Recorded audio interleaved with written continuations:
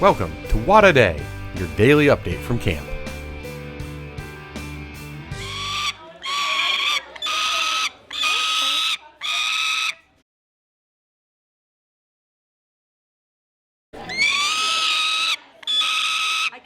So these are my friends, Chris and Rosemay, aka Camp Names, Pop Nature, and Flicker. And I've known you guys for how long? Maybe 15 years. 15 years. We met each other through a camp association called the Western Association of Independent Camps. It's about 50 camps in the Western United States. The best camps. All the best camps. They really are. Probably you guys have been to some of these camps. Have you guys ever heard of Camp Ocean Pines? No. Okay, it's in Cambria. Yes. Did you go to Camp Ocean Pines? Awesome. Do you remember these guys from there? Oh yeah. Okay. Did you go to Camp Ocean Pines? Awesome. With First your school? Where are you Good. from? What school? Yeah. All right, Carl Thorpe. From Santa Monica, huh? One of our favorite schools. That is so awesome. How fun. Anyway, they recently retired from Camp Ocean Pine, so it's really fun for a lot of other camps. So what they've been doing this summer is sharing a lot of their knowledge and sharing their birds with all of these other camps. So we're really excited to have them here at GAC this weekend. Did any of you get to build bows? You guys did? Okay, cool. Hey, can you guys, a few of you come up if you don't mind talking for a minute? Let's talk about, so Pop Nature, how did you get into making bows? I've always liked Native American people and their stories and their tools. And so ever since I was a little kid, I wanted to be a Native American. And I didn't know that I couldn't be one. So I learned all about it. And I've made bows, mini bows for years. I made my first bow with a fella named Joe DeBill, who was one of the best bow makers, and he recently passed away, one of the best bow makers ever. So then I thought, I think kids would like it. So we made them at Camp Ocean Pines, and so then we made some today. These are the first boys at Gold Arrow Camp who have ever made a bow at Gold Arrow Camp, and their friends in the back row. So what was that like? What did you guys have to do to make a bow? There was a lot of wood sanding and carving, and it was kind of hard, but it was fun at the same time. We felt really accomplished when it was done because we worked really hard on it, and we got to shoot the targets with it, and they worked really well. Right, and after you made the bow, you had to make a bow string. Yeah. Because a bow without a bow string is just a stick. Yeah. And so a bowstring is really just like a really long. Friendship bracelet. Yeah, really, really long. But you guys had to friendship do some bracelet. twisting, and then because someone was telling me about that. So what's it made out of? What's the string? It's just. I think it's something. Some linen. Linen. But it's a special kind, I guess. It's different country. Yeah. Hungarian. Linen from Hungary. Yeah. Really? Yeah.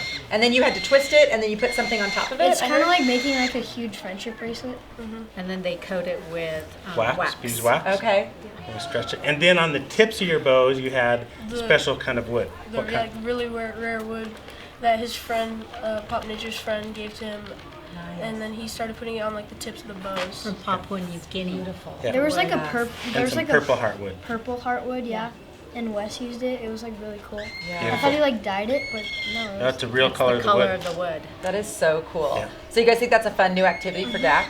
Yeah. Okay. I want to do it all the time, every year. Okay, awesome. That's so good. Now, does everyone have to go home and get a target in their backyard? Yeah. A bale of straw in your backyard, I think would be Okay. enough. We're going to have to send the Arrows. instructions home with all of you guys, right? For what they need at home. They figure and it where out. they get the arrows? Yeah. Okay. Amazon. Amazon. Oh, yeah, everything's That's on right. there. That's so true. Okay, anything else to share about, for kids maybe next year who are interested in it, what would you say about bow making? You should always do it. It's really fun. And if you get frustrated, maybe sanding it or filing it down, which I kind of did because I was this is so frustrating because I keep I kept denting it. Uh-huh. But then Pop's you can fix it. It's super easy, and you just sanded it down, and it got really easy. And when you get used to it, it's super fun. Yeah. Good. So And you they're even really build- good looking too. Yeah. They So it look builds your grit too then. Yeah. They You look have to like be- You use grit and build grit. Yes. they look You- like they'd be in movies. And they worked on them for 3 hours Yeah. at least. I saw the finished ones this morning and they look really awesome. Right. Well, thanks you guys for sharing about Thank bow you. making. Yeah. So that's one of the things that Pop Nature and Flicker have been doing with us. They've been just piloting this bow making. You did a group of girls yesterday, Yes. group of boys. today, and then tomorrow, The winners of the carnival. Yeah, so at the carnival today, we had those raffle tickets, and you could put them in, and so some cabin is going to win the prize of doing our final bow making. Do we know who it is? Cabin 23. Oh, that's the big announcement. Cabin 23 is the winner. Anyone from Cabin 23 here tonight? I wish. I wish you were. But You're gonna next year- pretend to be in Cabin 23 for tomorrow. Yeah, that's the only good idea. Yeah, tonight I'm sneaking into cabin 23. Okay. Oh, Oh, yeah, okay, sounds good. Okay, let's talk about what we're doing here tonight. So this is free time on Sunday evening, and we have a big group gathered. And what are we talking about tonight here? tonight we have birds of prey or raptors, and we have 2 peregrine falcons and a Harris's hawk. Now the peregrine falcons are the fastest animal in the world. They've been measured at like 240 miles an hour. Can you believe that? On a dive. 200 what? On a dive. On a dive, on a straight down dive after something. I would get nervous if I was driving a car 100 miles an hour. Can you imagine 200, over 200 miles? And that's how fast these birds can fly. So they fly way up high to the sky until they're just a speck, and then they wait for something down below, and they're raptors, so they only eat meat. They're not looking for like Brussels sprouts like we had for dinner. They're looking for a duck or a pheasant or a pigeon or something, and when they see one, they fold up and they dive down and they grab it. And so peregrine falcons, we have 2 of them, and these are babies. They're only 60 days old. So we grew them from little teeny tiny babies just a couple of months ago, and now they're full grown, and they'll live maybe 20, a little over 20 years, and these babies are going to go work in the fields. So falconry is something that's been going on for thousands of years, like 5,000 years. You know, like when the pyramids were built, people were using falcons back then, and they were hunting, and that would help them get food for their table. They would hunt for ducks or for quail or for rabbits or something to put food on their table. But then, if I want food on my table right now, I just go to the grocery store. So I don't really need to do falconry for food, so I do falconry because it's an interest of mine. But some other people do falconry where they help other people by protecting their crops. So I love blueberries on my cereal every morning, and falconers go work in the blueberry fields because little birds like to eat all the blueberries. So if a farmer made a whole blueberry field and all the blueberries are ready, and then a flock of like 1,000 starlings come, they can eat all his blueberries in just a couple nights. So he hires a falconer, and the falconer flies his birds around, and the little birds go, "Oh, never mind, I think we'll go down the road." And so these birds, these falcons, will be working in the fields in just a little bit. So they haven't flown free yet because they're still young and they're still in training. But maybe later on tonight we'll get a chance to feed 1 or 2. So that would be fun. Yes? Yeah, so I don't want to do math. So how many feet per second would 200 feet? Oh, gee. Yeah, I don't want to do math because it I'm at camp depends. either.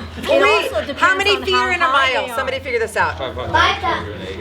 What? 5,280. So let's just round to 5,000 and divide it by 200.